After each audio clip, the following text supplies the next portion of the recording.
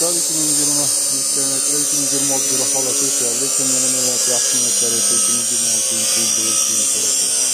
Allohdan so'rab qilamiz. Mana 2026 yil ishlarini ham boshlab oldik. Mana aytishdagi afsona fason bu bitmagan bitish sharoitidagi mana отдельный kalsiyasi. Xudo xolasa bu kraska xonamizga o'tgan tarafi. Ikkinchi kalsiyaniki holatda mana ikkinchi xonada.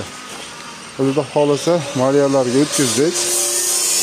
Tushunchali variantda. Shu hali ham o'sha gapdamiz.